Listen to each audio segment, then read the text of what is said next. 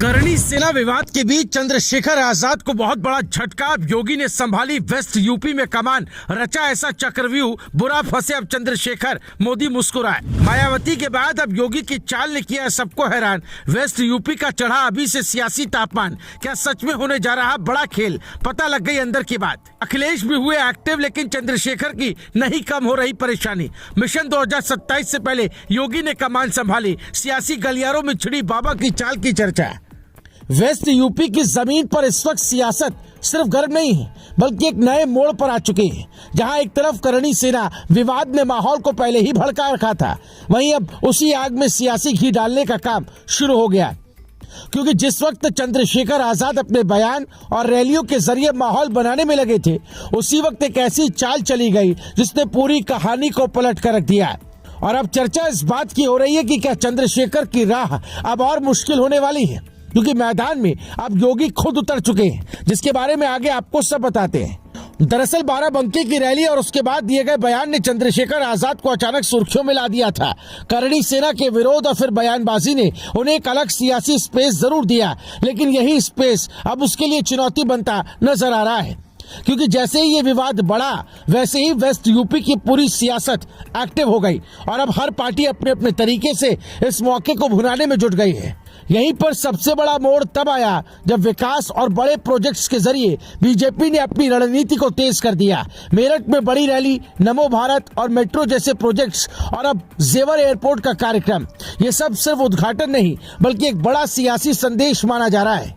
यानी साफ है कि अब वेस्ट यूपी में एजेंडा बदलने की कोशिश हो रही है, और यही वो चाल है जिसने चंद्रशेखर आजाद की सियासी जमीन को चुनौती दे दी है। अब तस्वीर ऐसी बन रही है कि जहां एक तरफ चंद्रशेखर सामाजिक मुद्दों और आक्रामक बयानों के जरिए अपनी पकड़ मजबूत करना चाहते हैं, वहीं दूसरी तरफ योगी सरकार विकास और प्रोजेक्ट्स के जरिए सीधे जनता के बीच मैसेज देने में जुटी है। और यही टकराव अब सियासत को और दिलचस्प बना रहा है, क्योंकि जब दो अलग अलग रास्ते एक ही जमीन पर टकराते हैं तो असर सीधा वोट बैंक पर पड़ता है। इधर अखिलेश यादव भी पीछे नहीं है। दादरी में गुर्जर सम्मेलन के जरिए उन्होंने अपनी मौजूदगी दर्ज कराने की तैयारी कर ली है। यानी साफ है कि सपा भी इस लड़ाई में पूरी ताकत के साथ उतर रही है, लेकिन सबसे ज्यादा दबाव अब चंद्रशेखर आजाद पर नजर आ रहा है। क्योंकि एक तरफ करणी सेना विवाद का असर, दूसरी तरफ बड़े बड़े राजनीतिक चेहरे मैदान में उतर रहे हैं। ऐसे में अपनी पकड़ बनाए रखना उनके लिए आसान नहीं होने वाला। वहीं मायावती और उनकी पार्टी भी दलित वोट बैंक को साधने में जुटी है। आकाश आनंद के कार्यक्रम और आगे होने वाली सभाएं इस बात का संकेत है कि बीएसपी भी इस बार वेस्ट यूपी को हल्के में लेने के मूड में नहीं है। यानी एक ही जमीन पर अब कई दावेदार खड़े हैं और हर कोई अपने तरीके से समीकरण बनाने में लगा है। अब सबसे बड़ा सवाल यही है कि क्या करणी सेना विवाद से मिली पहचान को चंद्रशेखर आजाद सियासी ताकत में बदल पाएंगे, या फिर योगी के विकास वाली चाल और बड़े प्रोजेक्ट्स का असर इस पूरी रणनीति को कमजोर कर देगा। क्योंकि जिस तरह से माहौल बन रहा है, उसमें हर कदम अब बहुत सोच समझ कर उठाना होगा। फिलहाल इतना तय है कि वेस्ट यूपी में 2027 की लड़ाई अभी से शुरू हो चुकी है, और ये लड़ाई सिर्फ रैलियों की नहीं बल्कि रणनीति और समय की भी है।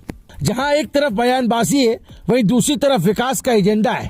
और इसी टकराव के बीच अब चंद्रशेखर आजाद की असली परीक्षा, क्योंकि मैदान में अब सिर्फ विरोध नहीं बल्कि मजबूत जवाब भी सामने खड़ा है। और यही वजह है कि आने वाले दिनों में ये सियासी संग्राम और भी तेज होने वाला है। Bureau report, news live TV.